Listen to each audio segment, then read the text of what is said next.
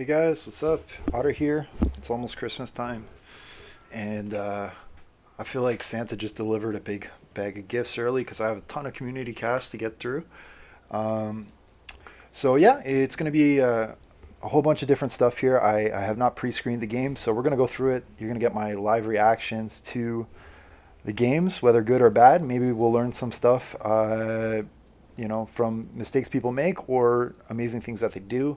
And if you guys ever want to send me a replay, feel free to drop it in the Discord. And I'm not always like immediate with the cast, but usually I get around to it. And yeah, if you think it's fun, we'll try and get it up there. So here we go. First game, we've got Exo versus a guy named Exalted. Looking at the infantry, it looks like there's a halberd corps with some AP from the censer bearers versus what's a pretty heavy shooting army for Vampire Coast. And just right off the bat, it looks like there's not going to be enough chaff for Vampire Coast to deal, especially with a unit like an army like Skaven. But we shall see. So Warp Lightning Cannon, going to be trading shots with Carronades. I'm expecting that's going to go in the favor of the Carronades. I think if you're Skaven going against Vampire Coast, I would probably leave the Warp Lightning Cannon at home. I mean, it's going to lose the artillery duel, probably. And it's 1100 gold, so we'll see. So just in general, though, I think, yeah, Skaven, you want to be against certain factions with access to cannons. My recommendation is try and be the aggressor. So that would be Empire, Dwarfs, and Vampire Coast. Against other factions that don't have access to cannons, sure, sit back and shoot. Then again, even the bolt throwers can trade fairly well against Warp Lightning Cannons, and I don't know. In general, I'm not a huge fan of Warp Lightning Cannons because I feel like they're pretty easy to disable. If there's a good cast Fireball, it hits one of the artillery pieces. You're already down an artillery piece. So, yeah, I mean, it requires a lot of maintenance. That said, if it is shooting at the right thing, can net you some value. So some Night Runners with slings shooting in on the deck droppers here. A little bit of skirmishing going on. Harkon is coming over here. I think he's shooting into some Night Runners with slings. Interesting play. Scurvy Dogs are winning decisively against the Night Runners with slings, who also have the Hornswaggle on them.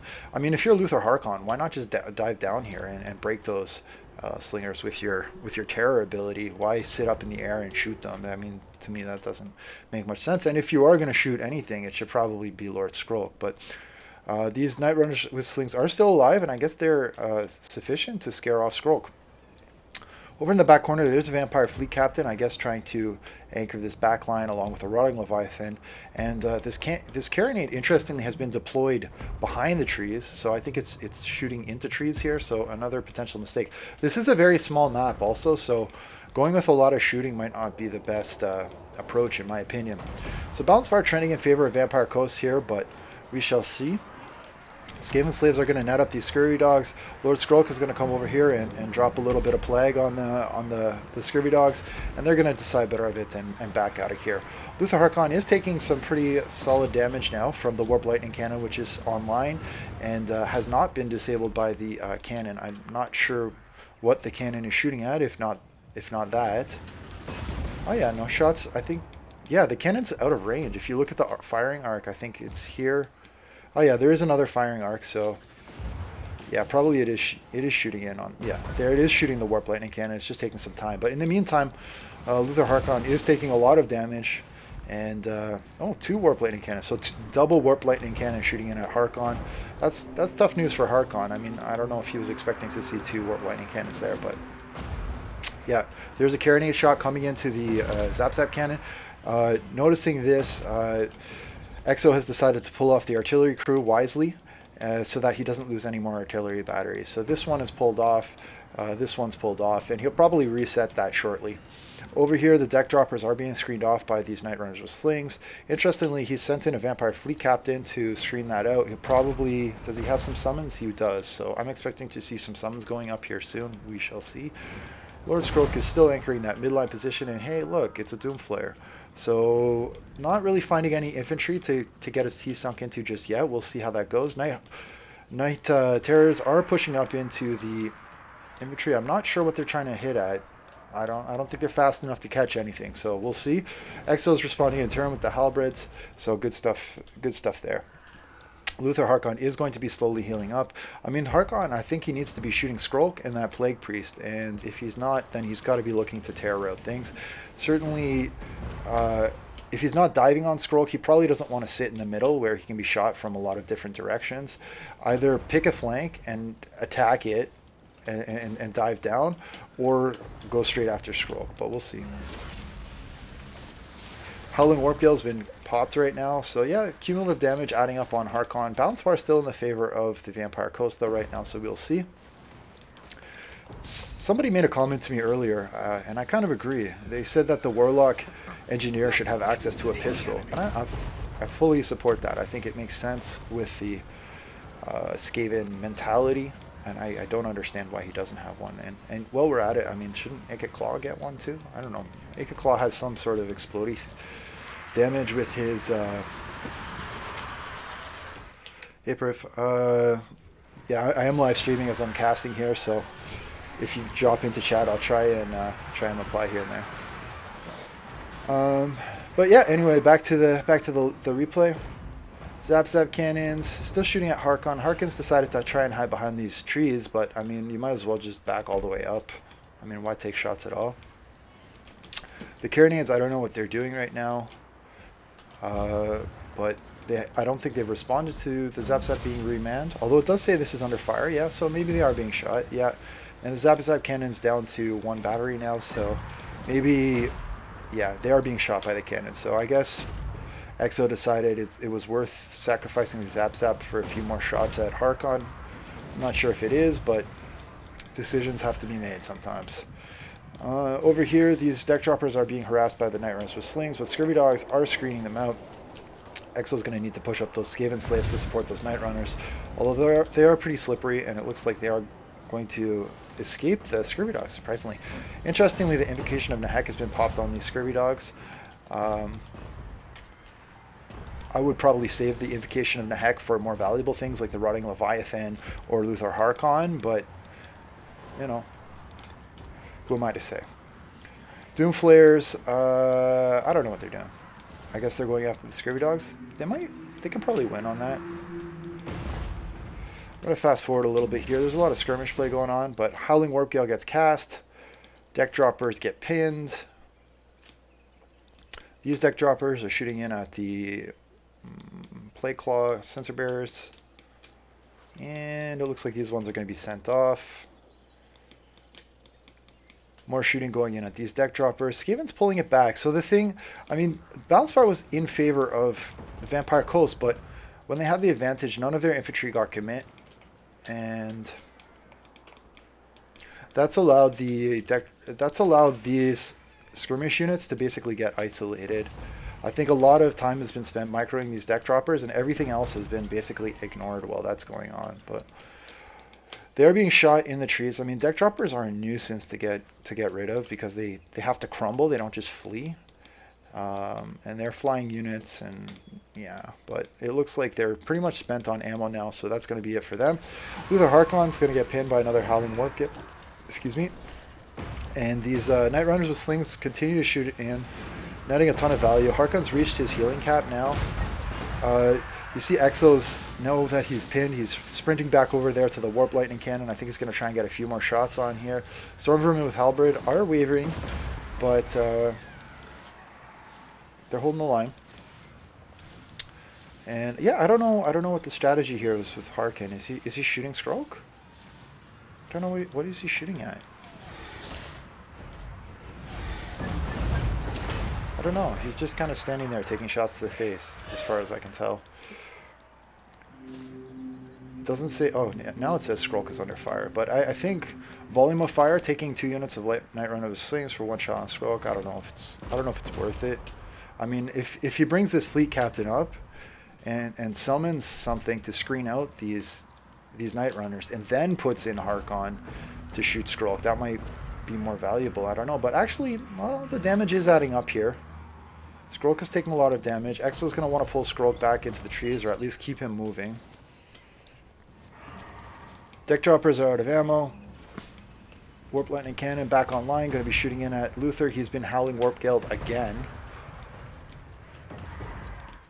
So shots, shots, shots. I mean, if you lose your leadership as Vampire Coast, it's almost as bad as losing your leadership as Skaven, because there's a lot of low leadership things on the field. Rotting Leviathan is finally going to get commit here, and the terror-causing ability of the Leviathan is going to clear through a lot of this chaff. So, also, I'm a little surprised to see 2 units of Plague Censer Bearers against Vampire Coast. They are pretty niche.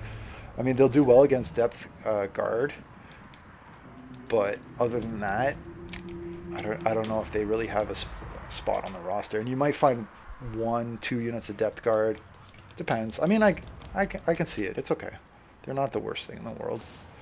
They do have the leadership debuff on the sensor, these ones on the ROR. So against low leadership vampire units, that's pretty good. Doom Flayers are going to come in here, get a rear charge on the pole arms. It's going to be okay, because they were not braced because they were already fighting the Plague Monk Censer Bearers. Skrulk is trying to keep these units fighting, but I don't think they're going to have it with the Rotting Leviathan. Balance Bar very much in favor of Vampire Coast right now, and I'll be surprised if Exo's able to pull this one back, but we'll see. Night Runners with slings are pretty much out of ammo. Over here, the Warp Lightning Cannon's been compromised by Scurvy Dogs and other things. So I don't know. I don't know how you're going to kill Harkon unless he makes a mistake and dives. And the Rotting Leviathan is still very, very healthy. So we'll see.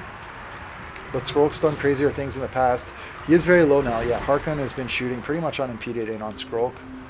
Skaven Slay Spears are not going to want to stick around for long. Harkon can probably just dive Skrulk, to be honest, and finish him. But being very patient here. I guess he's looking for routing units. That's okay. That's okay.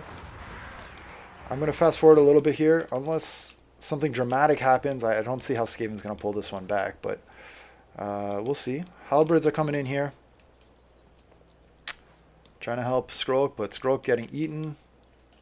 Doomflayer's going ham on some infantry. Okay, this is a crunch time here. Skrulk's still sneaking away. Some summons up.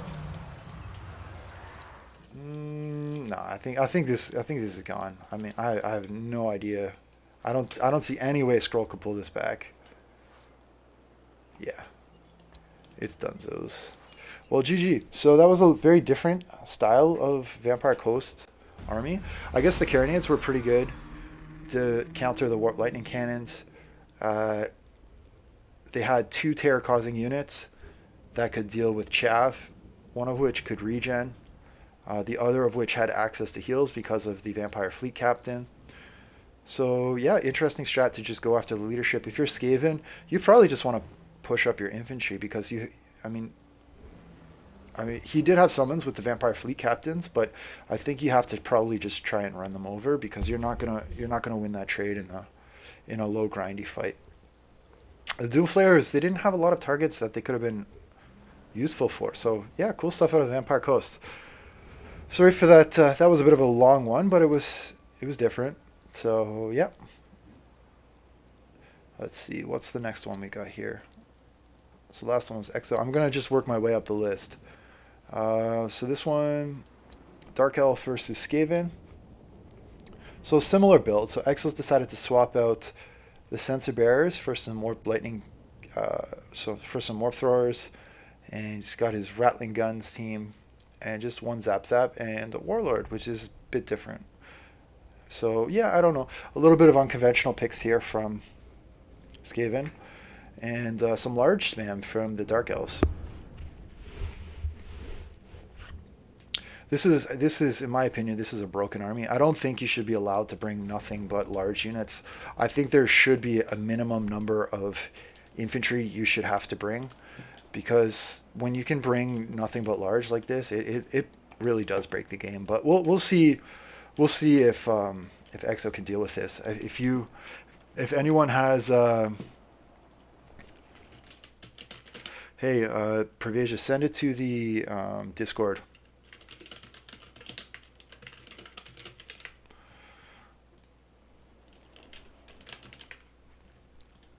Yeah, so if anyone has the attention of CA, please make them put in minimum number of infantry units. Goblin King has suggested 4. I think that's on the low side, maybe 5, but certainly I think 4 is like a bare minimum. Last game for the Vampire Coast, we only saw 3 infantry units, well, plus access to summons, but I don't think that should count.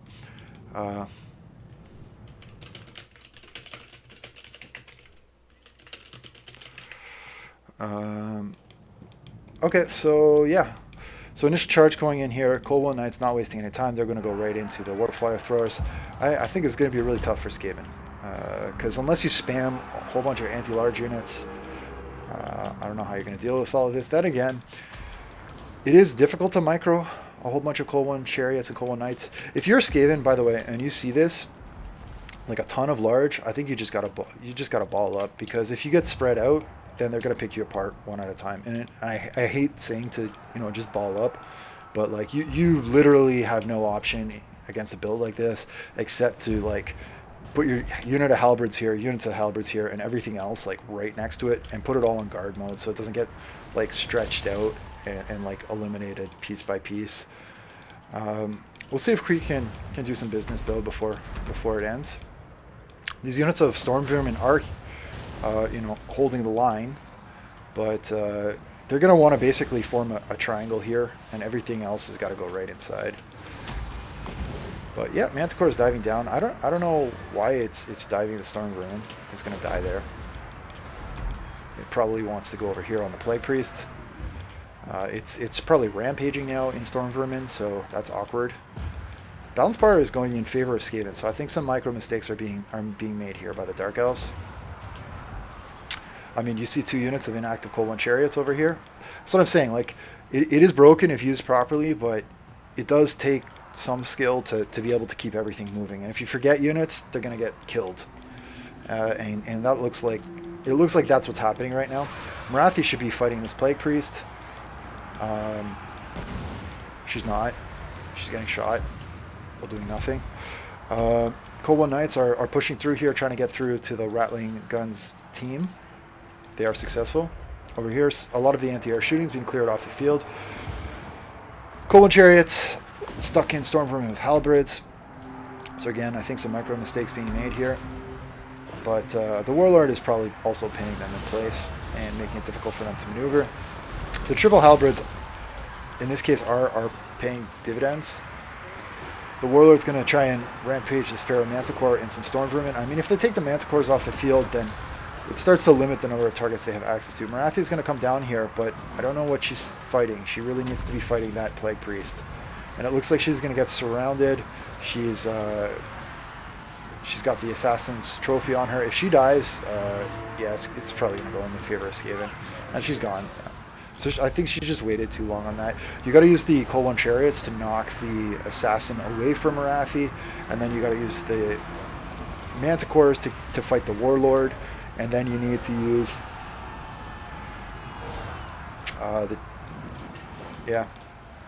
the Chariots to knock away. Did I say that already? The Chariots to knock away the Assassin, Manticores on the Warlord, and Marathi on the Plague Priest. That's how you got to do it. And then the Cold One Knights just need to cycle charge everything else and try and get them off the field. Marathi is healing. She's going to drop Soul Stealer. I mean, that's damage that the Warlord and Assassin can't heal back. Marathi is very squishy, though. These Cold One Chariots are shooting in at, I don't know what, Skaven Slaves. They should be shooting the Plague Priest as well. These Cold One Chariots are just going to plow through some infantry, try and pull them away from the Warlord, I guess. Balance Bar's still dead even. I mean, it's anyone's game, but Cold One Knights are inactive here. We'll see if they can start doing some things.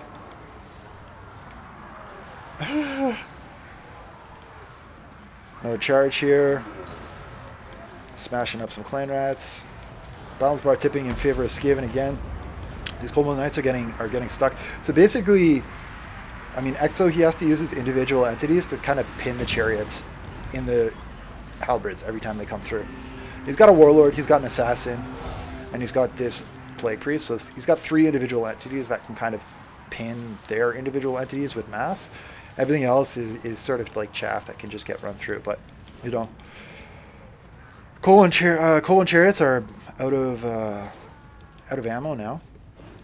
It'll be interesting to see how the Scourge Runner Chariots changes this approach, because with the Scourge Runner Chariots, you have a lot of range, and you can probably just snipe that Plague Priest more effectively. These guys have 125 range, so it's not a slouch, but yeah.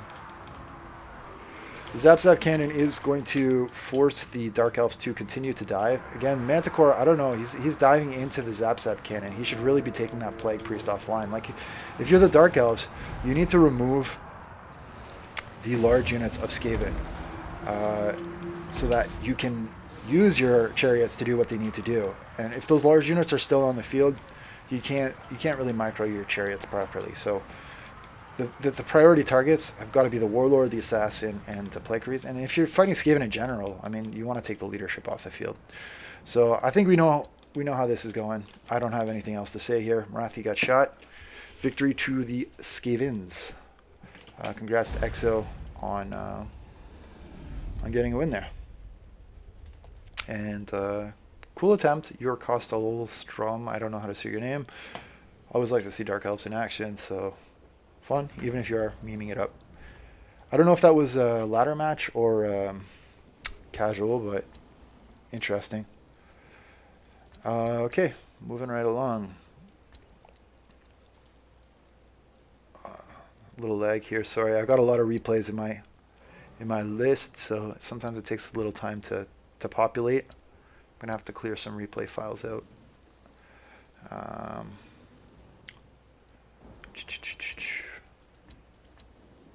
What do we got next here? Oh. Okay, so we did Exo, and this one we're gonna watch retard mode. Mo. I'm assuming it's mode, not mustache. We've got Menace, Mac versus Emperor and Salvi. Okay.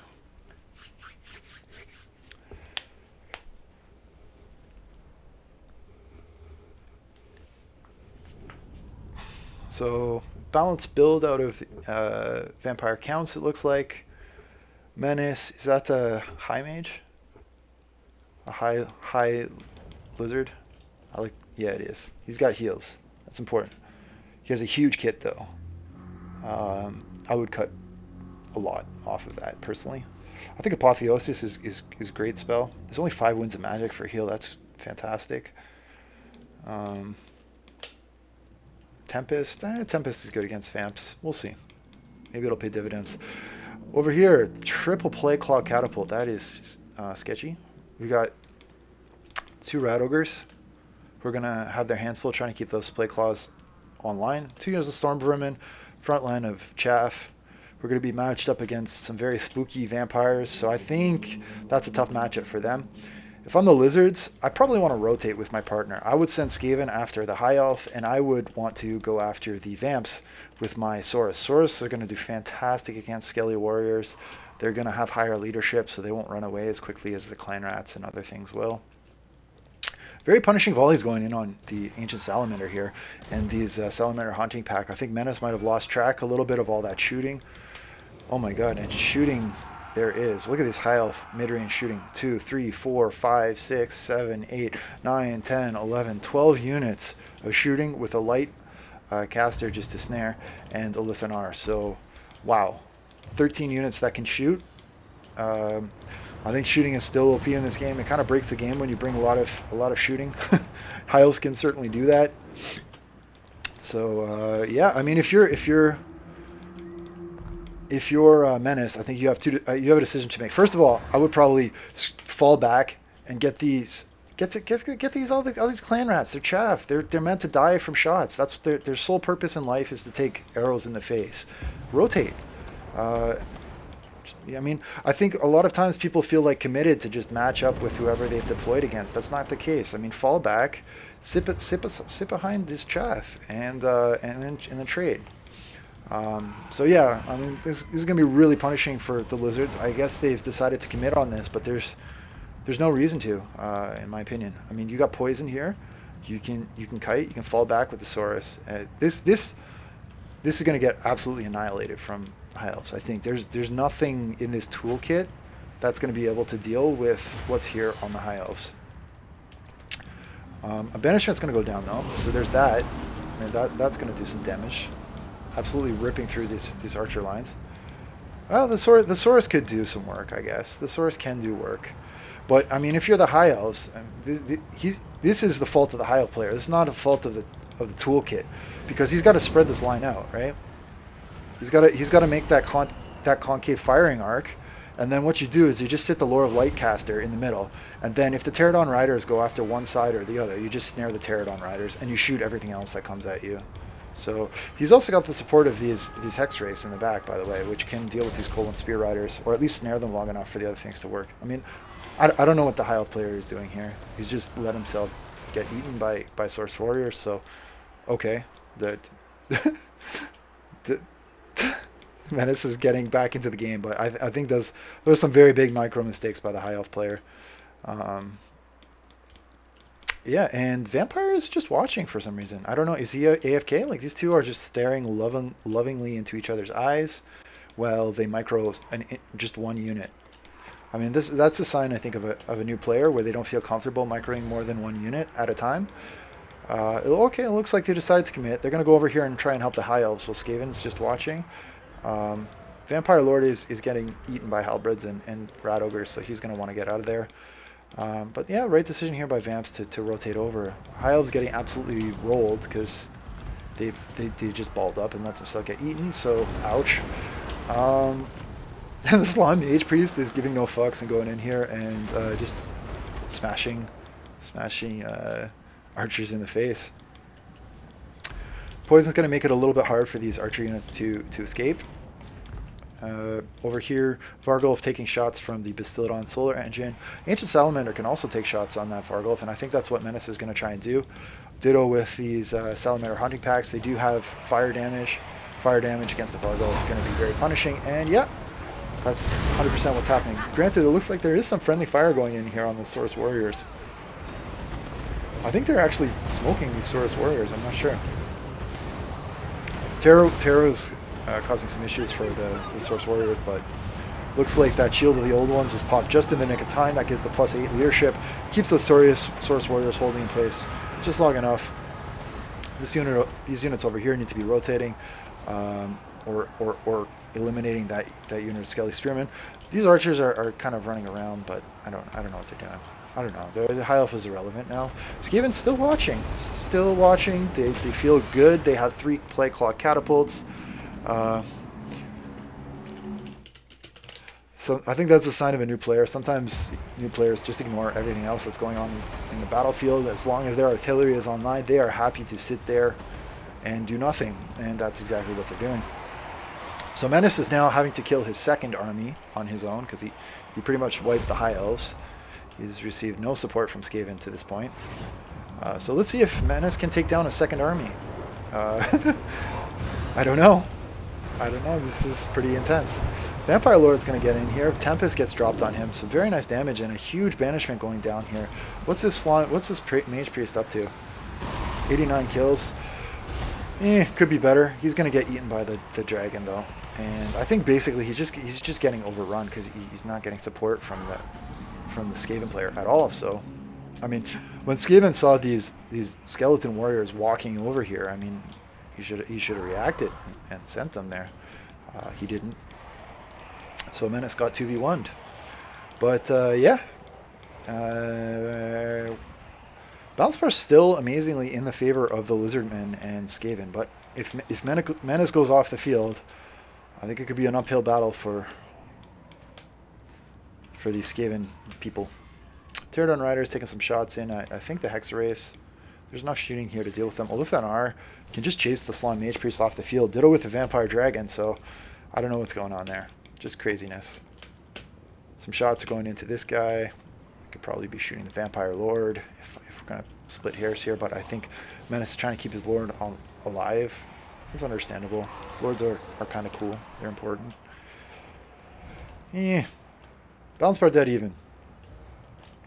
I'm not. I don't know what to say about this match. There's a lot of mistakes going on with both sides, so I don't know if I want to spend too much time on it. I'm gonna fast forward a little bit here. Bastiladon's getting eaten. This one's gonna die too probably. The Lord is dead. So there's just a bunch of skirmishers over here, and some Source Warriors. So, more importantly though, there's Cold One Spear Rider. So Menace, he still has some teeth. He's lost his leadership, but if you can get these Hexerace off the field, he can start doing some charges with the Cold One Riders. He's putting poison in on, I think, the Hexerace. Yeah, they're poisoned. Granted, he's poisoning himself as well, so that's a little awkward. I don't know who that favors. Looks like with the support of the hero, Olithan R, he's going to stabilize the leadership of the Hexerace, which is usually their weak point, right? Because they only have about 40 leadership, but that buff from Olithan R is going to keep them fighting, and that's going to be the end of Menace's mobility, unless they rally. But they're pretty messed up right now. If I'm Menace, I probably would have kept the Cold One Spear Riders in the back line for Skaven, and then just use them to countercharge the Vampire Lord, because outside of the Rat Ogres, there's not a whole lot that's going to be able to deal with the Lord. Yeah, so we'll see. I don't know what these Plague Claw... I guess the catapults... No, the catapults are still online, but this Skaven player has decided to send his Plague Claw catapult team over into the front line with the zombies. I'm having fun with this replay. I'm so confused. He's charging with his Plague Claw catapult team into the Skeleton Warriors. So yeah, I don't know. Maybe the Skaven player is like 5 years old or something. I don't want to diss anyone in the community, but there's a lot of confusing things going on. Maybe it's their first game. Everyone's got to learn somewhere, right? So yeah, I'm gonna fast forward here. Vampire Lord's just going in here. He's gonna give the business to everything. I don't think Skaven's gonna win this, but we'll see. I mean, Vampire Lord, he's just gonna tear out everything. Olithan R is just chilling in the back, playing with skirmishers. I don't know why. Over here, the Cold Ones are not doing anything. They're gonna charge these Hexerace again. I mean, Hexerace, they do have AP. So that it can be painful for those Cold One Riders. Maybe just use the Cold One Riders to rear charge some of this infantry. I don't know. So yeah, Hexerace are gonna get There, that was a good rear charge from the Cold One Riders into the Hexerace. They're gonna die. Vamp Lord, he's playing in missiles instead of going after leadership. I don't know why. Necromancer's keeping stuff fighting. There's like a lot of balling up going on here instead of flanking around, but yeah.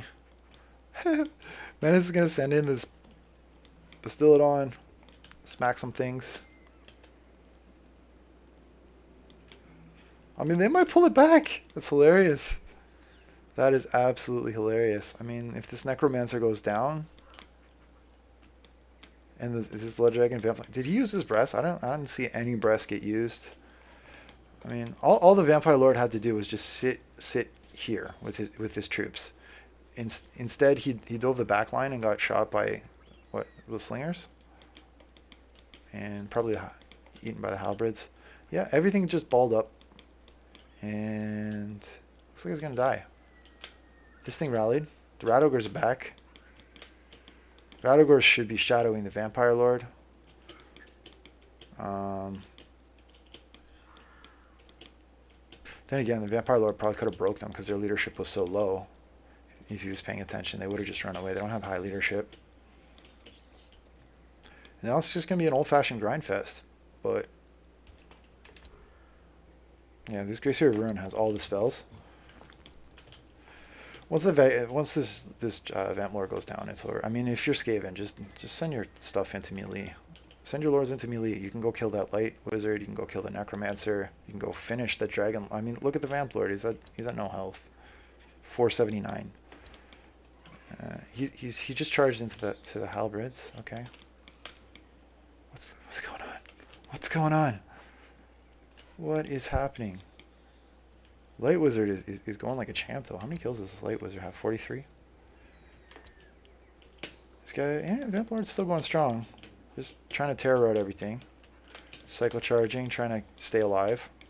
But he's out of chaff now. I still don't think I've seen any breasts go down. Correct me if I'm wrong. All this terror riding. Wow, wow.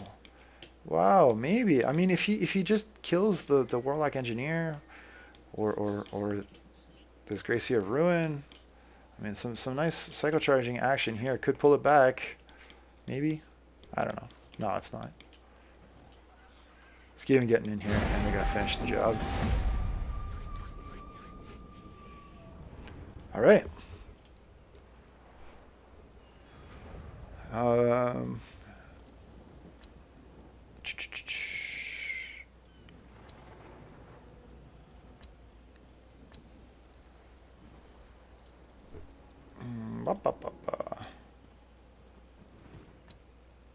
Keep rolling, keep rolling. Sorry, again, there's a bit of lag here.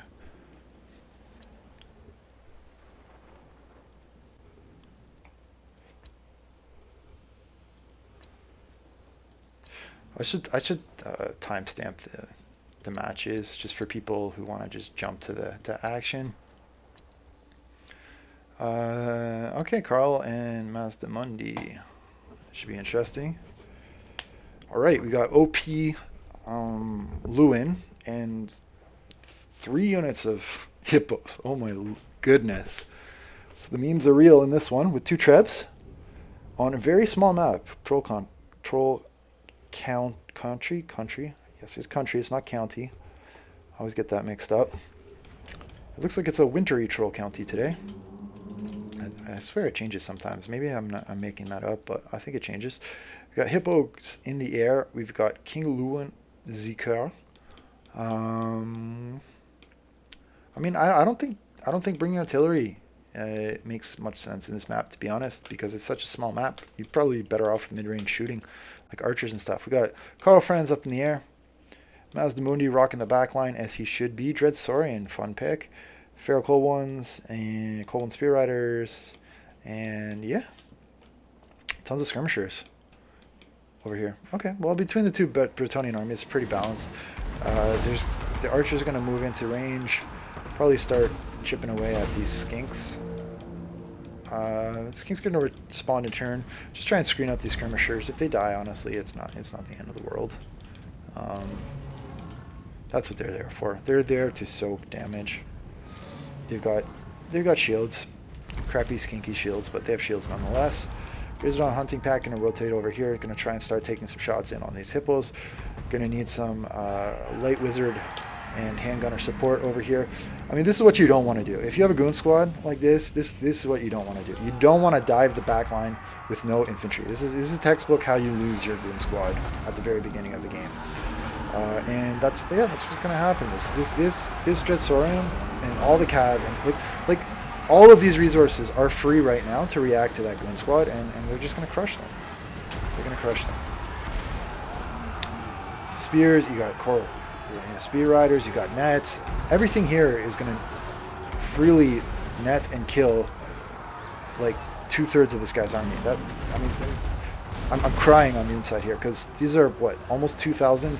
2,000, that's 6,000, and then Luan Kerr is about 3,000. You just lost about 9,000 out of 12,000 of your army. I don't know how balance bar is still even. Don't ask me. I'm clueless. But once that's off the field, I mean, it's going to be really tough to come back. Luan Kerr is being chased by Carl Franz, but Carl Franz probably doesn't want to make the same mistake that Luan Kerr just did and dive the back line. I mean, let's see. If he stays in this kind of front line area, though, it's still good value. It looks like a unit of hippos did escape. Meanwhile, these other units are shattered. They just... Lionhearted was a little too Lionhearted there. Ouch. Hippos are going to try and come in over here and try and bail out their dude, but I mean, he's been through some stuff right now. He's going to need some counseling and a good drink of beer. I think these guys need to rotate here. There's a lot of balling up going on. There's a paladin and a lord trying to anchor this front line. Buy some time for some shooties. Some spears, Empire Knights, other things going to go in here. I mean, it's already obvious which direction the balance bar is going. I mean, you got full health Dread Saurian, and very little that can deal with it. I mean, there's just artillery. The Beastlayers are pretty good. They could give it a little work with Lewin and the hippos, but there's not much left. There's not much left. A heal is going to go in on Lewin. The regrowth, he's going to try and get in with his hippos. So Karl Franz is being a little brave here, getting into that back line. I mean, all he has to do is sort of countercharge Lewin whenever he comes close, and then just support the infantry. Like, he could be fighting here, killing the Bretonnian lord. He doesn't need to go into the back line to be effective. Like this is not cost effective right here. This is a mistake. Do not send your lords into the back line. Look at how much damage Karl Franz just took versus the hippos and the other things. I mean, it's not worth it. Just fight here with Franz. Fight here. Be patient. Kill that. Eventually, you're gonna clear the front line, and you'll get into Lewin. He'll be there for you in the back line waiting. So yeah.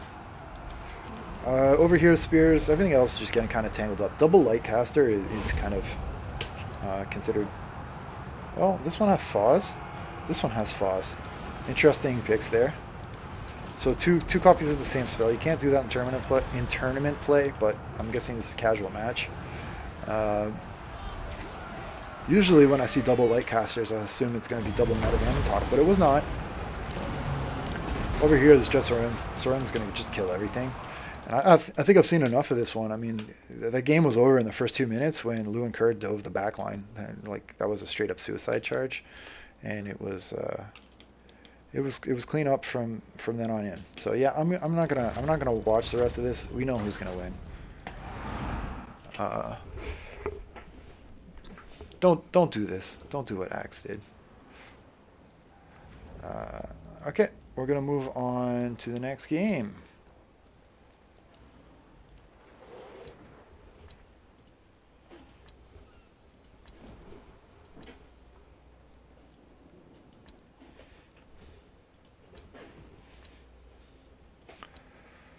Again, a bit of lag here, sorry. It's snowing outside right now, it's really nice.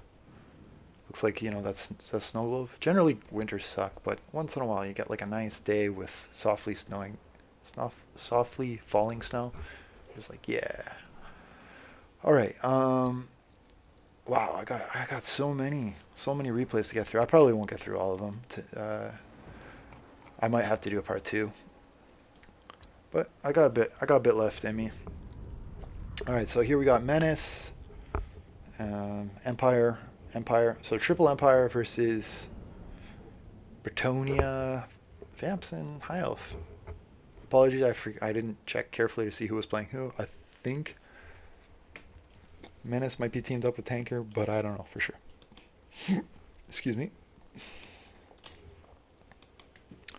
All right. Gonna zip over here.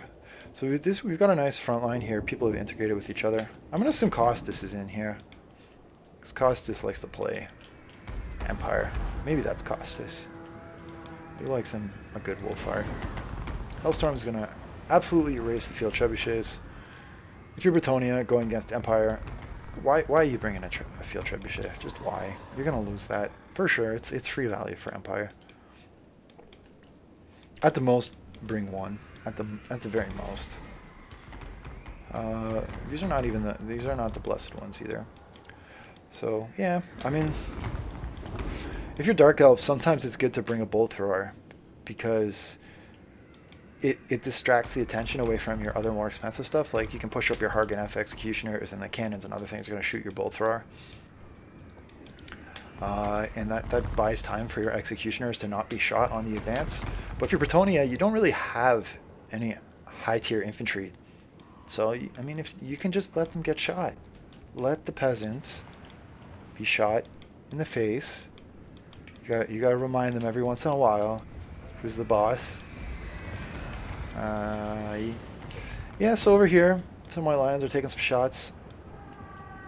Empire likes to do that. They like to shoot things. Nice Lion-Hearted and other cav probably going to be flanking around here, looking for some opportunities. The Hive player is doing a good job to offer some spear screens for the cavalry. They're going to lock up with greatswords, though. That's not where they want to be. Yeah, that's not where they want to be. Over here, Bretonnian peasants are They are in range of the Sunmaker, so probably the Sunmaker should be dropping the batteries now. So this is something you got to watch out for. If you're playing with artillery with super long range, you got to push out your front line. I mean, this is a common mistake. People don't react to the advance of midline shooting. As soon as the midline shooting gets in range of your Hellstorms, you should be falling back. In this case, they might be able to get them off anyways, just because of volume of shooting, because they also have the support of the Hellstorm, sorry, of the archers, of handgunners, and other things. But usually, that would be a mistake, I think. Over here, this Von Karstein Vamplord is being eliminated by the Templehof. It's a nightmare for vampire players to deal with. Triple Pistoliers also chipping in a ton of damage on this Vampire Lord. This Vampire Lord needs to be sitting very far back, out of Templehof range until the late game. Probably just, yeah, dodging stuff. And now he's netted. Now he's not happy. I mean, it's not worth it to go in there with the zombie summons, because this is what's going to happen. This is what's going to happen. Absolutely nothing. He's going to block himself with Volkmar. Is he going to shoot with Volkmar? That'd be really funny. Let's see. He's not. He's going to just shoot with precision accuracy despite being fully surrounded by zombies. See, I think that's a problem with the Luminarch. I mean, I think if it's in melee combat, it shouldn't be able to just ignore the fact that it's being like hit and continue to shoot. I don't like that mechanic. Because the vampire player was like, yeah, I'm going to summon some zombies, I'm going to snare that, and that's going to suppress it for a little while. And the Luminarch was like, yeah, really? And it just looked at him in the face and shot him. So yeah, that's a bit awkward. Volkmar's going to clear all this chaff out here, and these dummies are just going to scare away Blood Knights. Blood Knights are sucky, I think. I mean, they can work, but they're mostly sucky. Over here, Empire Knights going to get tangled up with the Lionhearted, just buying some time, as they should. Altdorfs are in with Silverhelms, doing some nice work there. Balthazar Gelt, I don't know, trying to fight Ilariel? Yeah. I think he's just trying to keep the leadership online, but that's going to be a losing battle here. Silver Billets, they're going to shoot into the back of these Grail Guardians. That is a huge, they're going to add a ton of value there. That's really, really nice pickup. Dembus are also snaring them, so just trying to keep the shooting pockets alive. White Lions are going to come over here, so not a lot of time. These Grail Guardians have got to be eliminated before the White Lions arrive, otherwise it can turn into a mosh pit, and that's not what Empire wants. Marcus Wolfhart has been shot by High Elf Archers and Bretonnians, it looks like, so aggregate damage adding up there, but he's going to run away, and I don't think there's anything to chase him off the field here, unless Ilariel comes over, but I don't know if she's paying attention to that, because she's over here power healing her little blob. Some units getting close to the periphery of the map. They're going to not want to flee. Some handgunners need to be turning around and shooting Ilariel and these Dragon Princes. I'm sure they're going to do that soon. Over here, Pistoliers are shooting into crap. They need to be rotating over and shooting the Solar Helms. The Royal Chickens are flying over. There's some, I don't know, some Overwatch from Bretonna. It's very, very anyone's game right now. Luanker has gotten in on here on Volkmar. If you're, and it looks like the Hellstorms are pretty much out of ammo. Templehof has been tied up by Royal Altdorfs. They're also going to be fireballed. Nice reaction there. Templehof's got to pull back and drop a net, but it's going to get terror, take a ton of damage. It could be done for the fight. We'll see if it rallies. Luanker still healthy. Demi's got in here, but the Swordmasters are still in line. They're going to be fighting Battle Pilgrims. Volkmar's there. He's going to clear them out. Steam Tank's going to have to pay some dividends here, and I think shoot Luanker. I think the Bright Wizard can even go in and just pin Luanker in place. You don't have to win that fight. You just need to pin Luan in the shooting, and then that aggregate shooting is going to take him out. You got a bunch of units online here. Ilariel, some Grail Knights are going to try and work their way along this firing arc, but like there's still Pistoliers here. If you can send over these swordsmen or perhaps Volkmar and then rotate the Pistoliers in this direction, then I think Ilariel is going to have to back off and get her own sandwich.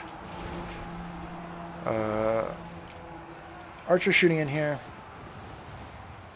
Balance bar starting to tilt in favor of the Empire, but Ilariel's still alive. She's got heals. We'll see. But Volkmar is full HP right now. And Blood Knights suck, and they're dead, as would be expected from Blood Knights. And all that's left is some Varric Reavers. So, I mean, where are your... Oh, here. There's a few left. I don't know what's going to kill Volkmar, basically. Alariel plus Lewin could maybe do it. I don't know what happened to Lewin. I think he just died from the shooting. We saw him in a bad spot before. Marcus probably finished him off with the Luminarch. The Luminarch's going to get chased off by Spearmen. Over here, Silverhelm's still trying to be disruptive in the back line with the support of the Spearmen, but there's a lot of units here. And the Demis with Halberds are still in line. They're going to try and snare stuff up. Infantry pushing in here, though, they can screen out some of that shooting. So hard infantry push in this back line could cause some problems. Steam Tank's going to have to get his hands dirty and basically kind of double chariot action with Volkmar. Clear stuff out. Dropping some hot steamers on all this infantry. Nice stuff there. Is that Lewin? Oh, Lewin Kerr is still alive. I mean, Alariel needs to go over there and heal Lewin Kerr right now because I don't think his heal is active. He's got to be... His leadership has to have not broken. Yeah. He's at 421. Yeah, you can see his leadership, his heals are not going up. So he needs Alariel to come over there and mend his wounds, wash his face, give him the nice treatment. Is this the second Lewin Kerr? No, there's only one. There's one Lewin Kerr. I must be tweaking out. I thought Lewin Kerr was on a flying mount for some reason. I just assumed. But yeah. He's going to go in here with Alariel, and Alariel and Lewin Kerr are going to give it to Marcus Wolfheart. Sort of her own, but I mean, it's a brave move. It's a good move.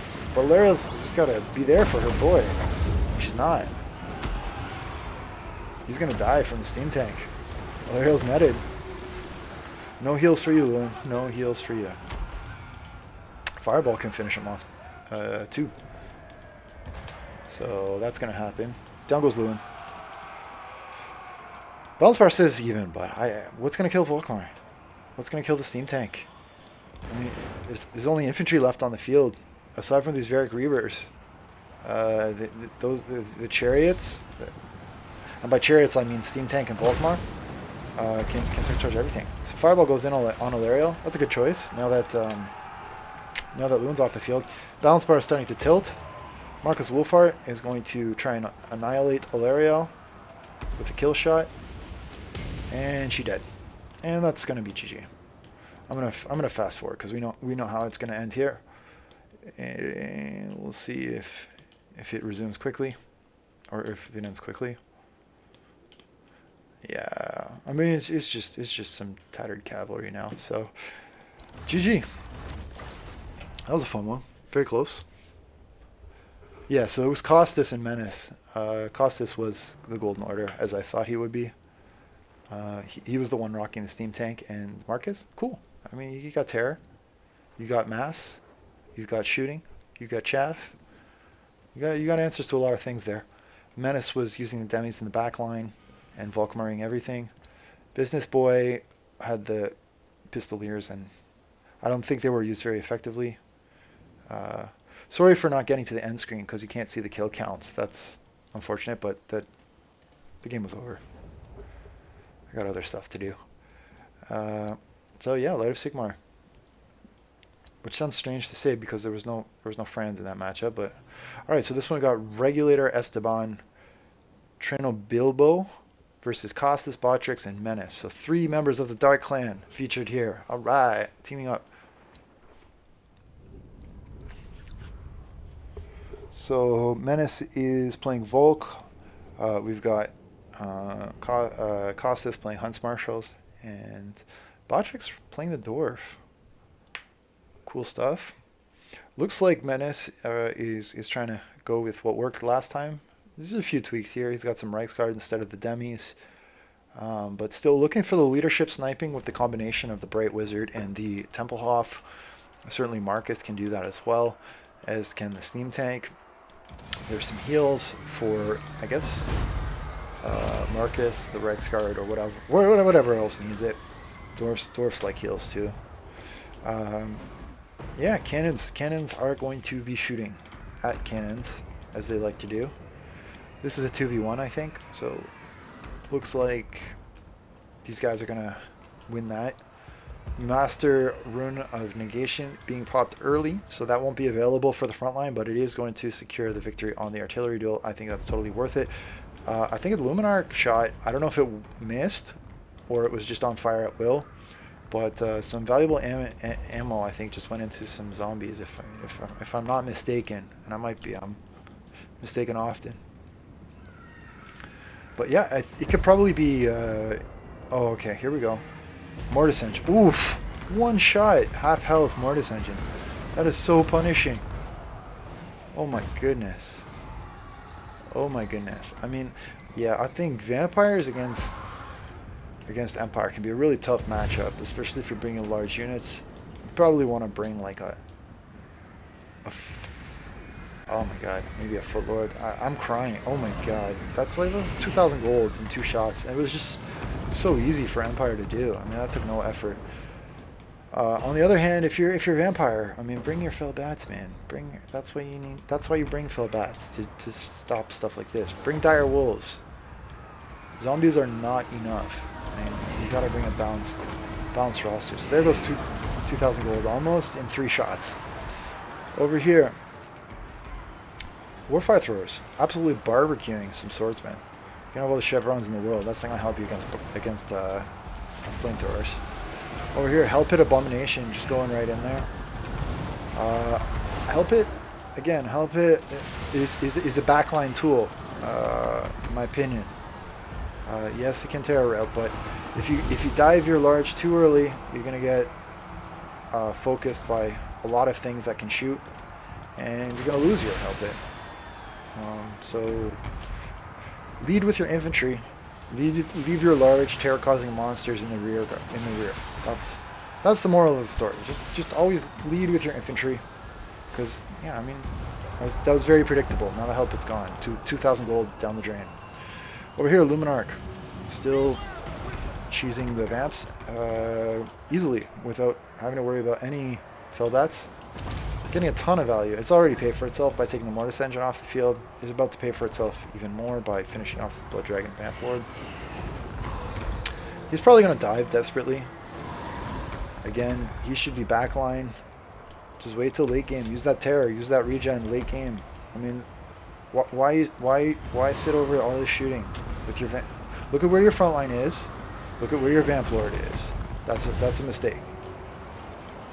So, if you're noticing a trend here,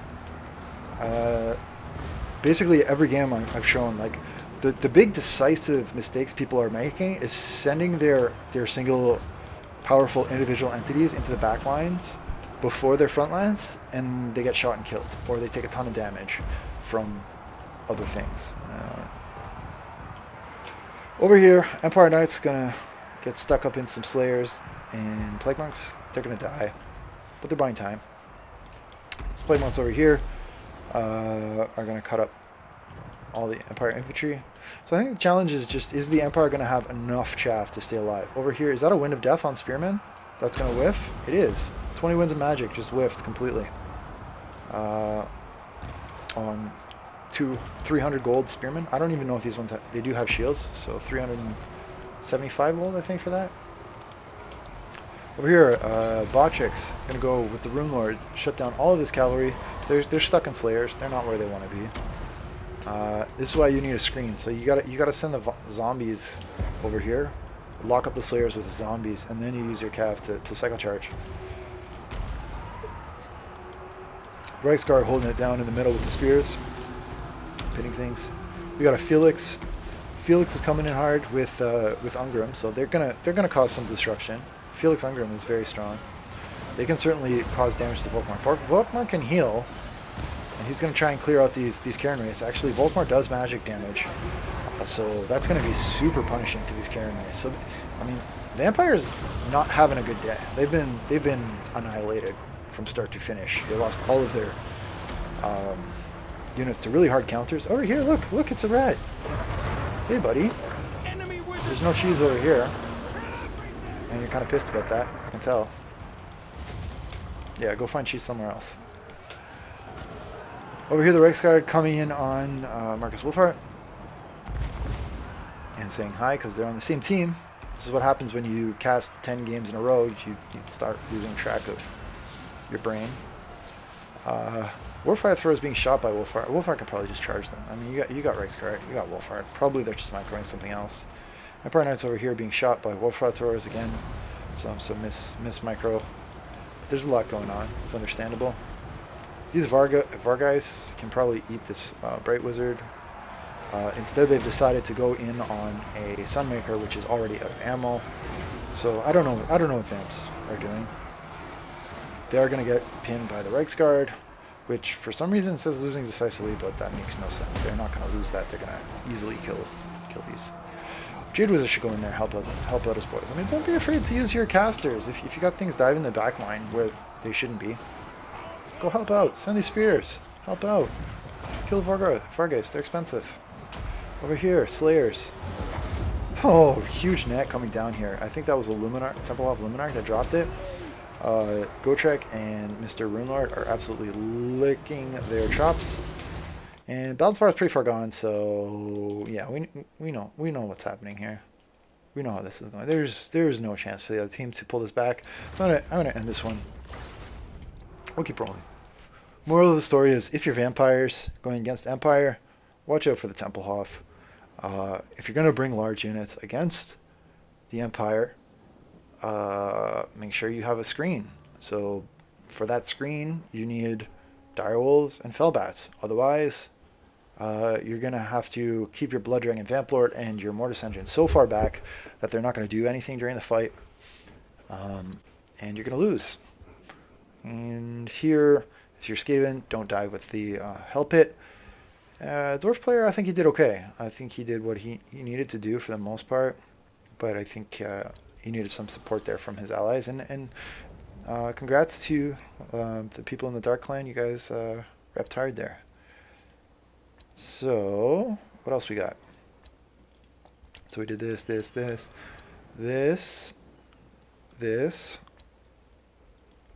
Alright, we got Tanker and Bottrix teaming up against Janggala and Zlayer. We got Double Liz versus Bretonnia and Beastmen. Cool stuff.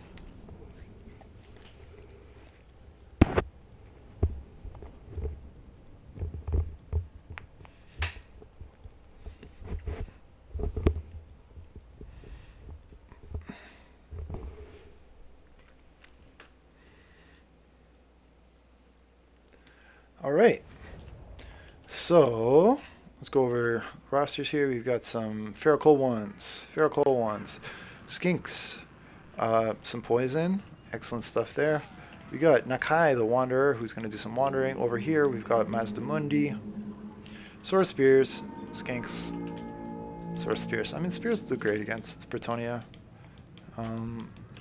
Certainly, in a map like this, you look, there's woods all around. So you can stick spears on both sides, and it gives you a lot of map control. Over here, Chaos Warhounds coming in here with some Ungor Spearmen. Cool stuff. Bretonia, absolute memes. 5 units of Peg Knights, 2 units of Skirmishers, and crap in the back. So clearly I'm assuming this is a casual game. And I'm assuming Bretonia is going to lose, but you never know. I mean, Lizardmen are going to have to be very disciplined not to get overextended here. There's a token Bretonian infantry force. Men at Arms, and Peasant Mob. So there's that. Giants in here. And there's a Grail Reliquary, so it's not pure. It's not pure spam. I mean, and you know, there's still only 2 units of Skirmish Archers, so I think it's a legit build. I don't know why you'd want to bring that much flying against double Lizardmen. I mean, they do have anti-large, but if you're worried about the Lizard Large, you probably want the Hippos instead of the Peg Knights. I mean, Peg Knights, I mean, they're fast enough to catch Skinks if that's what you want to do, but honestly, you're better off with Mounted Yeomen for that. And just regular Knights errant. Send them on an errand with with a screen of Mounted Yeomen. You'll clear the Skinks off the board. Over here, some harpies are flying. They can be working with the peg knights to clear skinks, because the harpies have high melee defense and the peg knights do damage. So the harpies could soak the damage. They could fly over and just dive that pocket, but there's stuff in the back of Crocscores. Well, here we got Chaos Warhounds and Centaurs getting locked up with the Feral Cold Ones. So this is really nice. So the Feral Cold Ones are being used sort of defensively here to just lock the Bretonnian mobility in place and forcing these Chaos Warhounds and Centaurs with great weapons to fight in the infantry. The Beastmen need to look for opportunities to isolate the Feral Cold Ones and fight them away from the infantry, or fight the infantry away from the Feral Cold Ones. But if they're together, that's going to be a tough situation. Man Ripper's coming in here. We get some nice work on the Crocscores and a big fart going down. I forget the name of that actual spell. Viletide, I think it is. Over here, so we got some Vortex action going on. Ruination of Cities, and is this... Yep, it's Skyjizz from the Ancient Stegodon. Just absolutely erasing the balled up Bretonnian chaff. They're done. They're done. They've had enough. They're going back to the good life on the farms, that nostalgic country lifestyle. Over here, Peg Knights are just scrapping with infantry, basically. They might win. They might win. These Blackhorn Ravagers should have been there. They were a little late to the party. But, you know, they're just chilling, I guess. They're happy. Over here we got a big fight going down here with the Giant. And it's just a numbers game here. Giant's going to lose. He's fully surrounded by Crocsagores, by Lord Mazdamundi, by Lord Croak. And the sum of that damage should easily be able to deal with that. Over here we have another Giant smashing with Crocsagores. Crocsagores says they're losing slightly. That's interesting. I think the Harpies could tie up the Crocsagores. That's a good place for the Harpies to be. But I don't know. He's decided to send the Harpies after Skinks, so that's a misplay in my opinion. You want to send the Harpies on the Crocsagores because Crocsagores, look, for all the damage that they have, only 26 melee attack. You've got 38 melee defense on the Harpies. If you support the Giant with the Harpies, the Giant's not going to get isolated. It's going to snare the Crocsagores in place, and the Giant's going to just chip down Crocsagore unit models one at a time. So micro mistake there from the Beastmen. Bretonna, I don't know what they're doing. I didn't even see who the Bretonnian Lord was. Let's find that out. It's the Bretonnian Lord is Bretonnian Lord. Hi, Bretonnian Lord. He's standing his ground. He's going to die.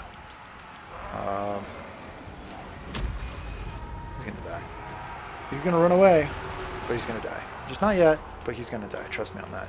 Skinks are staring lovingly into the eyes of Blessed Field Trebuchet, and Blessed Field Trebuchet is probably going to shoot them. Another Ruination of Cities going down here, clearing out some infantry. This Giant is no more. So, I mean, support your Giants with chaff. I mean, Ungor Spears or Harpies or other things. A bit of a strange formation from the Chaos Warhounds and these Centaurs not maximizing their charge value because they're in sort of spaghetti lines in the wrong way.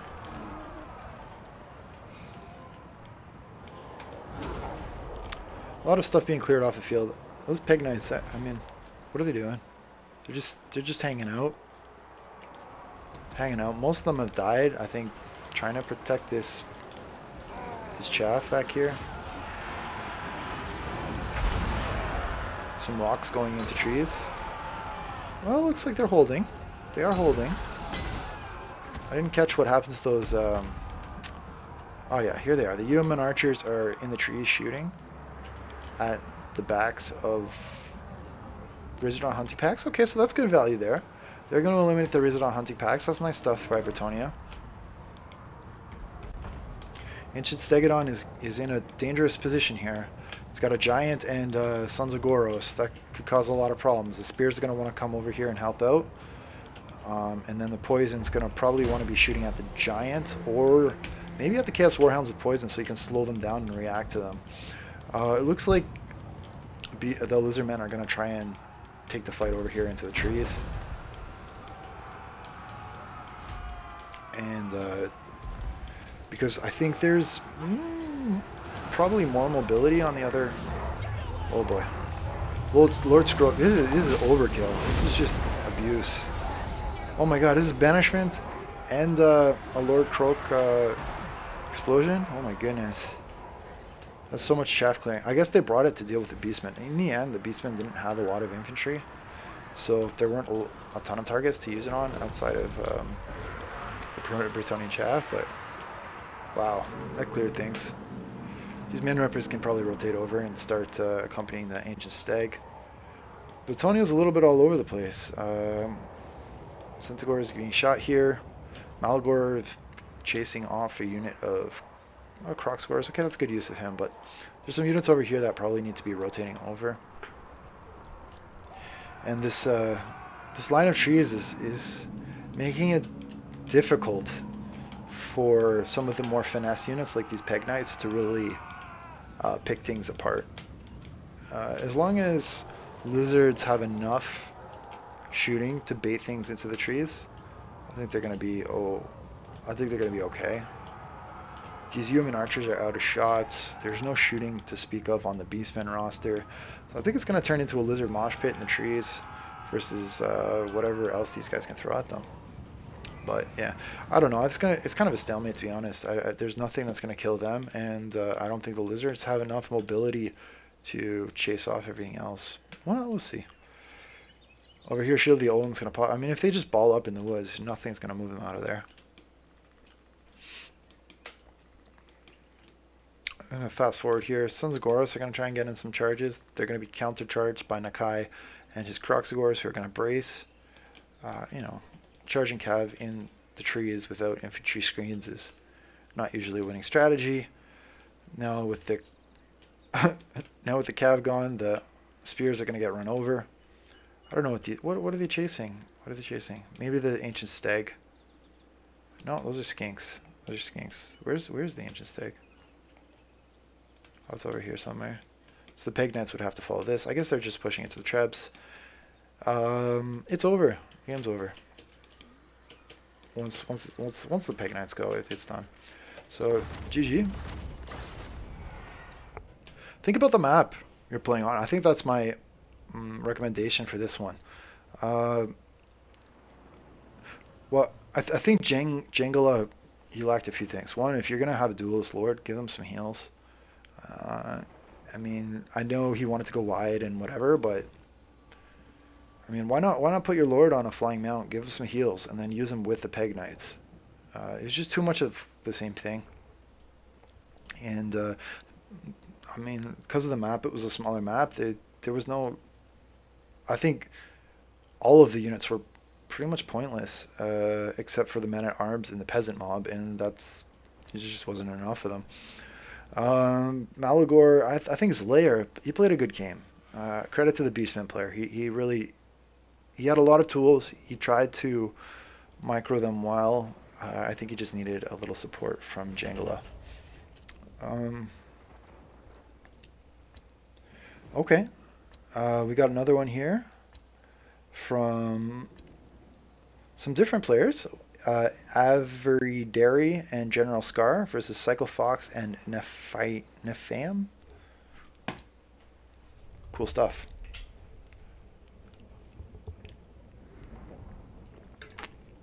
I'm gonna have a drink of coffee there. Wow, this must be large army sizes.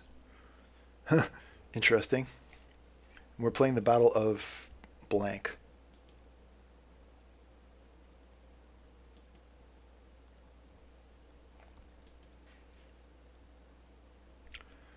Game still seems to be loading. Wow. Okay. So, the beginning of the Battle of Blank is featuring Grill Guardians. Trebs. Nice stuff. Gonna shoot in some Saurus Warriors. That's kind of not some value, but you need a screen. Where's the peasant mob? Where's the peasant mob? Screen your trebuchets. People. Halberds are going to come over there, and there are knights, so they can interrupt. But you still want some. If you're gonna bring Blessed Field trebuchets, and you're going to commit to an artillery strategy, or oh, these are regular field trebuchets. If you're going to bring field trebuchets, and you want to commit to the missing rock strategy, their accuracy is awful. They can kill anything? No. They're not going to kill anything. They're just going to bait your opponent to move forward. Over here, oof. Golden Spear Riders are leading the charge into rattling guns. They're going to get suppressed and killed immediately. So super expensive mistake there. Again, you want to lead with your infantry, not with your cavalry, because that's way too easy to just focus them down, especially against Skaven. But oh my god, so much shooting.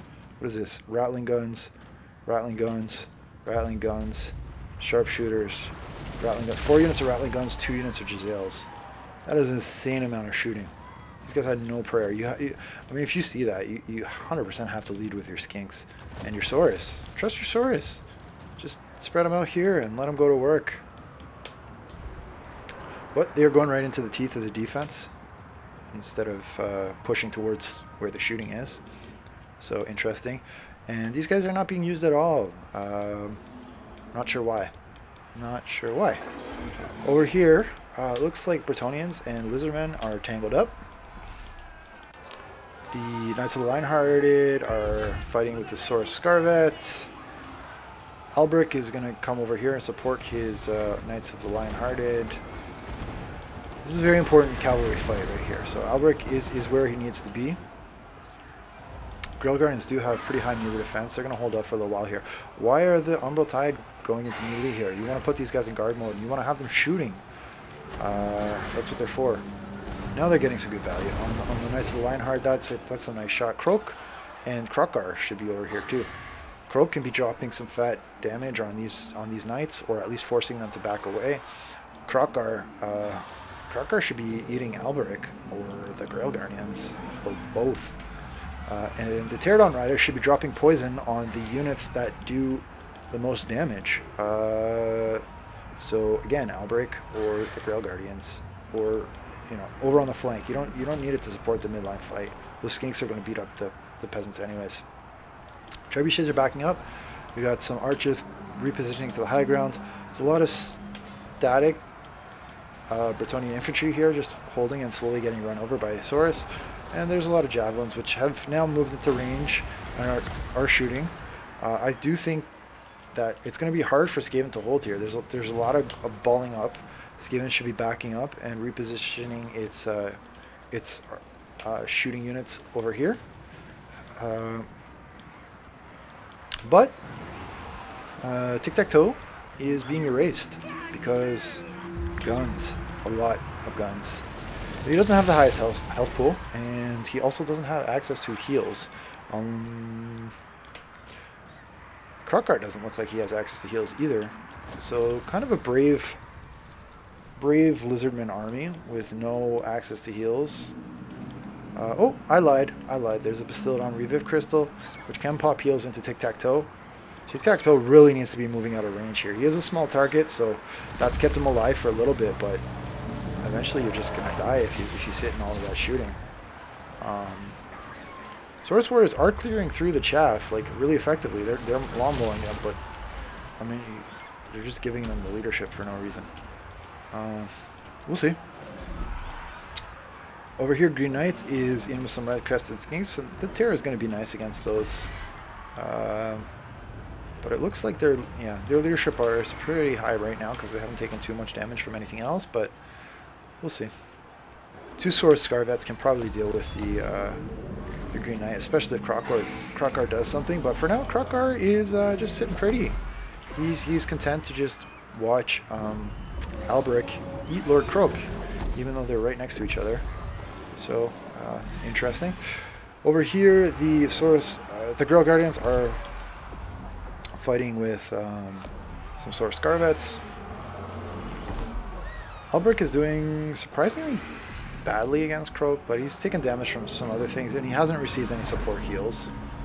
And he's actually going to get rear charged by Goldwyn Rider. So Krokar You know what? If you don't have to get your hands dirty, just sit there and just show everyone how boss you are. Show everyone how boss you are. Over here, Alberic's going to pull away. He is going to escape. He could probably just fight those guys now that Krok isn't there doing extra damage. What are these guys shooting at? I mean, they can... Don't waste ammo on bows. Just charge them. Charge them. You got dinosaurs. They can eat peasant bowmen. You also have Pterodon riders. They can also eat peasant bowmen. Just send them into melee. Alberic's going to get back here, rear charge the Umble Tide. Nice stuff there. Balance bar dead even. So, you know, close fought battle here. Tic-tac-toe somehow magically still alive. It looks like a lot of the shots are going into Temple Guard now. And he's probably received some heals from their Bastiladon. There is a lot of ammo left to Skaven though. I think they're shooting at skinks. That's an issue. You've got Tic-tac-toe sitting right here. And you've got a Bastiladon here, and you've got Krokgar right here, and there's at least 2 units shooting in at skinks. So take the leadership off the field. If you bring sniper rifles, use them to snipe leadership, use them to snipe high value targets. I mean, they got great value at the beginning, erasing the unit of Cold One Riders. Not so much now. Oh my God! Look at these shots. Even though they're being wrapped up by Krokgar, they're still good. And so again, this is the mistake. Don't dive your lord in solo into a whole bunch of shooting. Just don't do it. I know it's tempting. I know it looks fun. I know you say, okay, dinosaur and little rats, and just don't do it. This is not working out well for you here. And it looks like Skaven has just turned and erased Krokgar. So Krokgar, you were better off just sitting there. You should have just continued to sit there and watch the fight, because now that you've gotten your hands dirty, you've actually penalized your army by taking a ton of damage and shifting the balance bar and dropping your leadership. So you should have just sat there. But hey, live and learn, right? Over here, Tic-tac-toe, still just hanging out in front of all the shooting and not being shot. I'm going to fast forward this one a wee bit here. Even though it is really close, I don't know how much more we're going to learn out of this one, but it's fun. It's fun. It is a close game, and it's okay to watch like less experienced players play. Sometimes it's funny, and there's a lot to be learned from it. And as long as they're evenly matched, it's still a close game. So Pharaoh Bastiladon is being shot. I don't know what that was, but it looked painful. Killed a couple Rattling Gunners. Krokgar's back, and so there's a whole bunch of shooting here.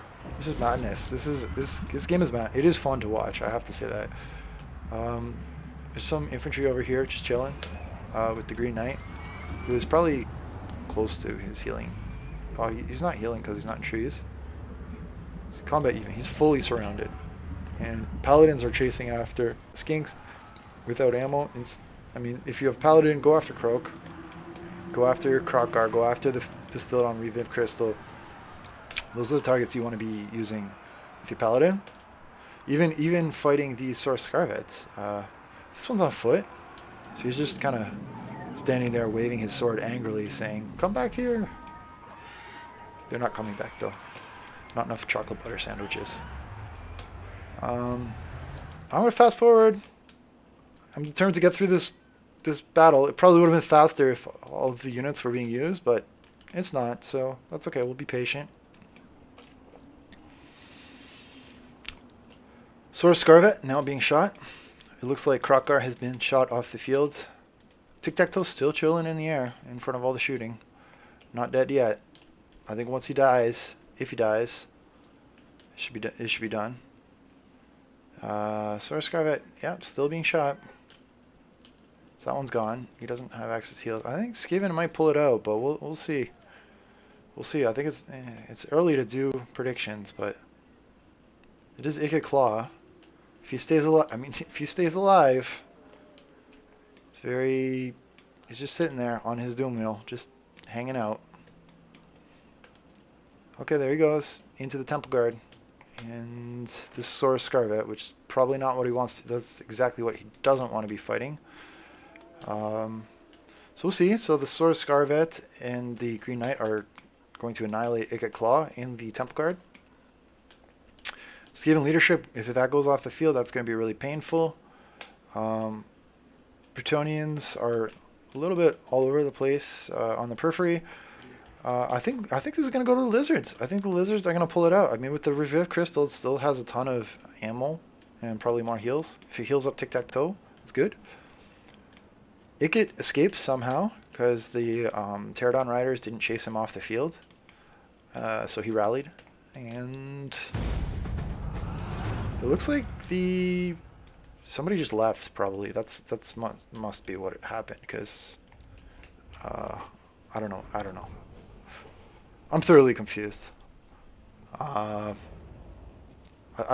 think the Lizards won that, but maybe I'm wrong. We're gonna move on.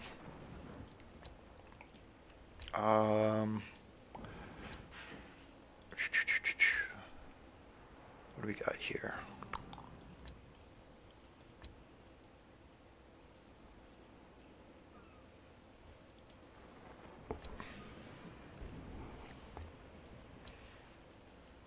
Bunch of replays from Tanker.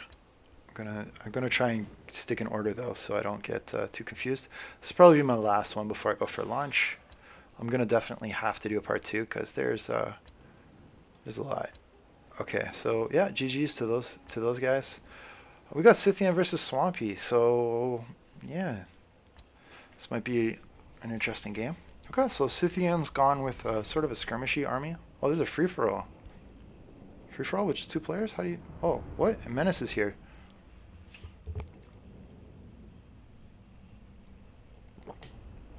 Alright.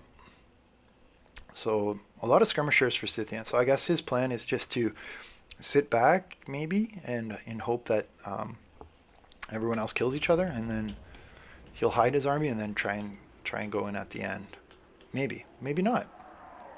Maybe I'm wrong. I'm completely wrong. He vanguards his Shades, and actually he deploys right behind Queen Bess, so not a bad location for him to start with. Question is, does he have enough support to keep the Shades alive? If this other stuff can rotate and just attack the Shades before the other things get there, that's going to be really cost ineffective for Scythian. He did get Queen Bess though. That takes a lot of pressure off the field, but he probably could have done that with 1 unit of Shades. He probably didn't need to use 5. But, not the worst, not the worst. He lost 1 unit of Shades, took Queen Bess off. The question is just, can he escape, right? So if you're vampires, you gotta send these scuttlers into melee. And don't let these Shades back up and regroup. Like, don't trade shots with Shades. Pin them and let your infantry clear them out. Malekith is going to come over here and try and bail out the Shades. I'm going to take a peek in on the other side of the action. Looks like Swampy is pulling ahead there. So yeah, so the Shades without support, especially en masse, not working out there. But brave strat, cool to try it. Cool to try it. If you're Dark Elf, you might want to bring a unit of what are they called? Doomfire Warlocks, so you can snare, or some Harpies. Harpies combo well with them. You can also, like Harpy Shades, you can also use an Assassin to snare. Because, I mean, the Shades, they're good when they get the surprise element, but once they're discovered, if the whole army can turn around and kill you, then you're just going to lose. It won't be cost effective. But yeah. So over here, Vamps are just going to push up. They're going to engage this chaff. Cav rotating into the back line. Empire Knights are going up against Black Knights. Hex Race. It should be pretty even there. Jade Wizard is dueling it out with Vampire of Death. Jade Wizard going to die. So nice pickups there. Isabel's going to kill that also. Nice pickups there by Menace. By Pervasia against Menace. Menace is playing Empire. Although Menace does seem to be getting the better of that engagement according to the score, but it could, usually that's because there's more shooting on Empire, and we'll see if Pervasia can pull it back later on. So yeah, some good players here though. Should be fun to watch. Over here, Sirens are debuffing these shades, getting some big value here. Polearms getting in on the shades. Shades are winning against these polearms, but probably not the most cost-effective place for them to be. It's kind of gone back and forth between Swampy and Scythian over here on this flank, and it's cool because there hasn't been much meddling from other things. Nice charge here from the Cold Knights getting into the Zombie Pirate Gunnery Mob.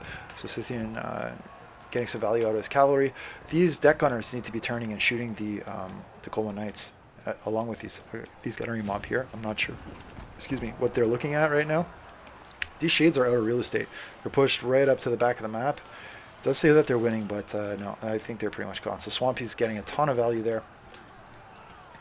But the Gunnery Mob are going to be killed because they didn't shoot this one when they had a chance. So I think these other ones are gonna come in here and lock them up. But Death Hag is going ham in here. She's gotten in on Noctilus. There's a little bit of balling up. There's too much going on there. And apologies to Menace and Pervasia. You guys are going hard on this other side. I gotta give you your due. This is a fun one to watch. Zombies across the front line, Crypt Ghouls, and Steam Tank. So we've seen this out of Menace a couple times now. Or something similar. Steam Tank plus Volkmar. You get that double chariot action. Isabella and Vampire of Death are trying to win this cab fight. This is really the key fight over here because it determines who wins the mobility engagement. So if I'm Empire, I probably want to rotate some spears over here to support the Empire Knights. But there are zombies and they're doing some things. So Pervasia is going to get in here. So Volkmar, he does have heals, but 3 casters on him it's a really strong goon squad. If you bring Isabella plus 2 casters, you can kill a lot. You're not going to die very easily. Over here, Malkith is taking a lot of shots, I guess, from vampires. Maybe this guy's been shooting him. I don't know. I haven't watched the gun anyway. But he's going to get some revenge here. Can he drop this Soul Stealer and get some heals? He's desperate for heals. Noctilus shooting down some, I don't know, some darkness. And that seems to be something that Malkith has decided he doesn't like anymore. Shades with dual weapons are fighting bitterly to the end against these polearms. The Cola Knights have been brought over to provide support. They'll probably win, but I don't think it'll be cost effective. And scoreboard suggests that Swampy has gotten the better of these engagements. But if Malkith can heal up, a lot of the shooting's off the field. So maybe he can get some cycle charging in. I mean, if the shooting's gone, Malkith gets free reign over a lot of things. Coming back over to the action here, it looks like both of the heroes are still in line. Volkmar has been able to duck and dodge against a lot of things. Nice cast there from Isabella to tie up some of that shooting, and the heroes are going to continue to hunt Volkmar. I mean, personally, if I'm vampires, maybe I go kill this Steam Tank first, because Volkmar has a lot of heals, and I know Isabella plus these other sort of goons can do a lot of damage to Volkmar. They can probably kill him, but don't forget, Steam Tank's like a $2,000 unit, right? And while this is going on, Steam Tank is winning against your Corpse Cart with Unholy Lodestone. It's rampaging over your infantry.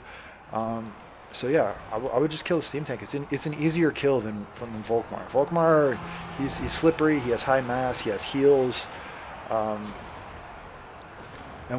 once the Steam Tank's off the field, then you can use your chaff to tie up the spears, the Empire Cav, and other things. So I think, like you see Volkmar, he just slides away, right? If there's nothing to pin him in place. So I think that's going to go in favor of Menace. Pervasia, give him a lot to think about there, though, and it's not done by any means. I mean, Isabella and those 2 heroes solo can kill a lot of things. But if I'm vampires, at this point I might be thinking about peeling off of the fight against the Empire, because it's turning pretty sour right now. And I'd maybe go over here and see if you can pick up some high value units like Malkith or whatever, that's routing or pretty low down. Malkith with a nice breath there. Scythian netting some good value on this Death Hag, and Death Hag is actually winning against these polearms. So how many kills? She's probably got a lot of kills. 53, not bad. Not bad. These Kobold Knights are trying to peel out. They're being chased by infantry. Infantry have no hope of catching them. Kola Knights have no hope of really winning against them. Gunnery White continue to shoot in on Malkith. Malkith has got to be really careful now. 130 HP. He might go down from if there's one more shot. No, he just escapes out of range. But yeah, if you're Persia, you got to recognize that Malkith is super low here. Go kill Malkith with your hero goon squad. I mean, that's a ton of points that are still on the board. But yeah, Persia can probably finish off these Empire Knights. I mean, if you take out the Empire Knights slowly but surely, you're gonna limit his mobility. But yeah, I mean, if you have a goon squad, what you're really looking for are individual entities. You're not looking for archers. You're not looking for. I mean, cavalry is okay, but you don't want to dive archers with your duelists. You want to go after the steam tank. You want to go after Volkmar. You want to go after Empire Knights. Leave your chaff to deal with the archers. Shades are being used to shoot at Count Noctilus. Not the worst target, but he does have heals. He's a small target, and he's going to just summon some chaff here. I think some of the shots are also being blocked by this obstacle in the way here. So Shade's going to have to keep on moving. Scythian's probably going to rotate over here and see if he can cause some disruption. I mean, he could tip the balance in favor of the Vamps again if he arrives over there. I think Menace has been able to hold his own here. But, look, I mean, the hero squad is still healthy. You got 3 full health vampire heroes.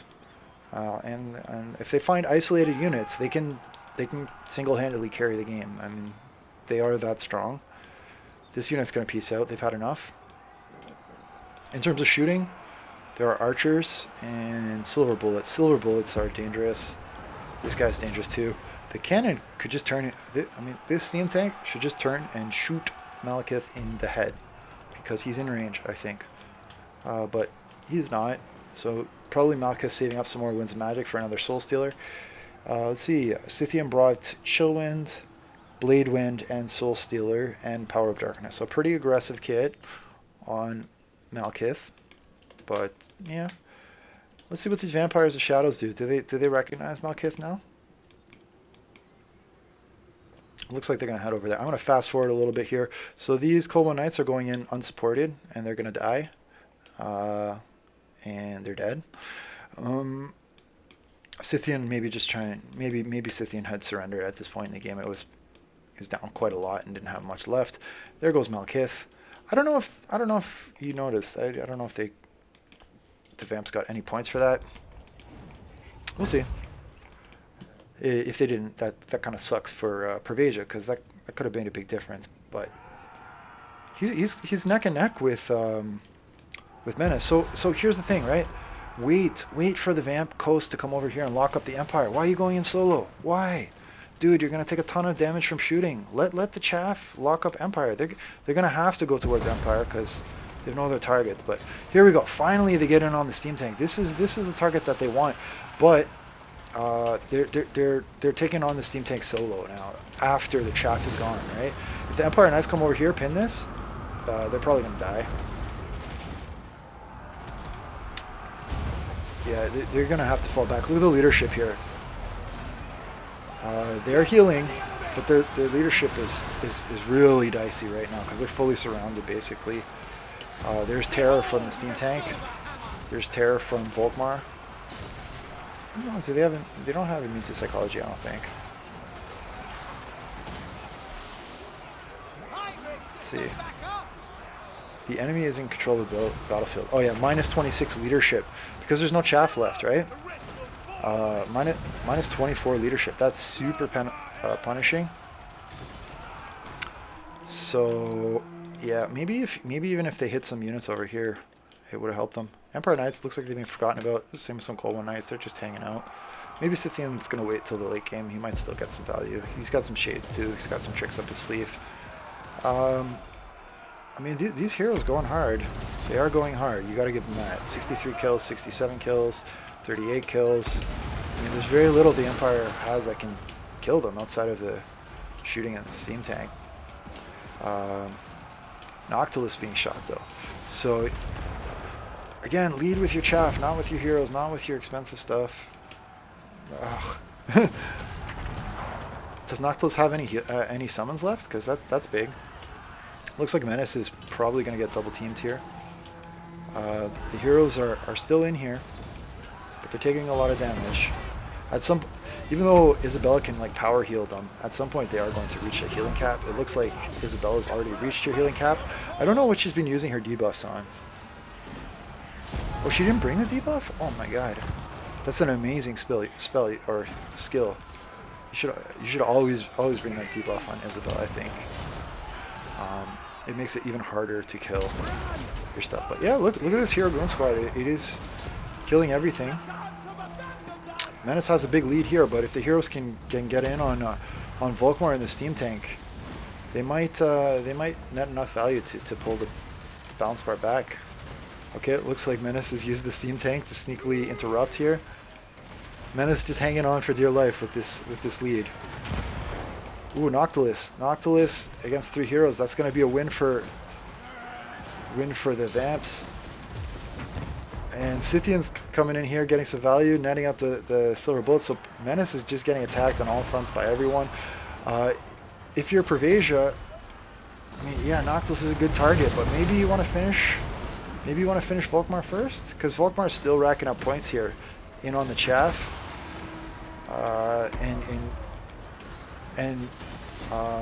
Like Noctilus, like it's a free for all, right? Noctilus can help you kill stuff. But we'll see. We'll see. Noctilus also has anti-large, right? Doesn't he? Am I making that up? He's dead now. I can't check that, but I think. Oh no, he's not dead. Yeah, he does have anti-large AP and like a ton of melee defense. So I mean, you would have been much better off attacking the steam tank or attacking Volkmar. This guy, he held his own, right? And if Persia attacked these other guys, maybe he could have pulled that back. Who knows? I think this Gunnery White's probably also shooting. I think he's shooting the Vamps. Yeah, he's shooting the Vamps. Look at this guy. The boss. Oh. Down he goes. Steam Tank's going to get pinned, but he's pinned in the infantry, which means that these vampires are also going to be pinned. Shots coming in here from the Shades. They're gonna do some damage on the Steam Tank, I guess. Scythian's just showing that, hey, I'm still here, boys. Don't forget about me. Swampy and Scythian are kind of neck and neck here, and Persia and Menace have also been trying to compete for that top spot, but we'll see how it goes. Final moments of the battle.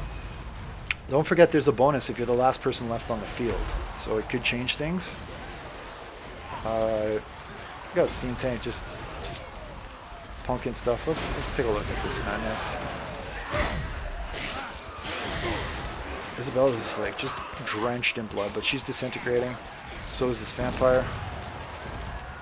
Kind of weird that Volkmar's chariot is just like sitting there, but yeah. Down goes Steam Tank. Menace is out of the fight. Shades are rushing in here. And they're going to try and get a few more kills because they have no more ammo. There's nothing left for them really to do. Isabella and Noctilus are going to scrap it out.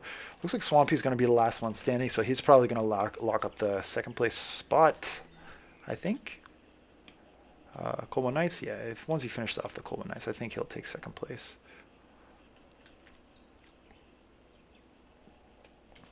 So yeah, that's exactly what happened. So congrats to Menace on that big win. Persia, man, you had a strong build. I think if you just targeted those individual entities a little more tightly, you probably could have had that one. And Scythian, I think your Shades just needed some support. I think it's just too many Shades. Excuse me. And the Kobold Knights weren't with the Shades. So there was nothing to respond to the infantry push, but support the Shades with some Harpies.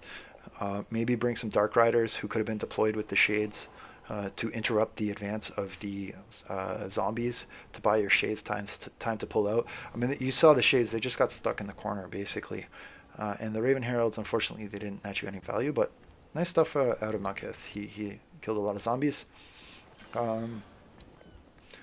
And yeah, I don't have too much more to say. I think Menace played his build really well, and Swampy, I think just a bit more attention to how you're targeting your your gunnery mob would have helped you. And maybe deploy some scurvy dogs or something towards the corners to screen off those corners, just in case there is something like a vanguard, because that would allow you to maybe protect Queen Bess. All right, I'm gonna take a break. I still have a ton more, but I'm sure if anyone was watching the stream, their head's full right now. So I'll do a part 2. To anyone watch, thanks for watching. I'll probably drop some time codes in here too. Take care. Bye.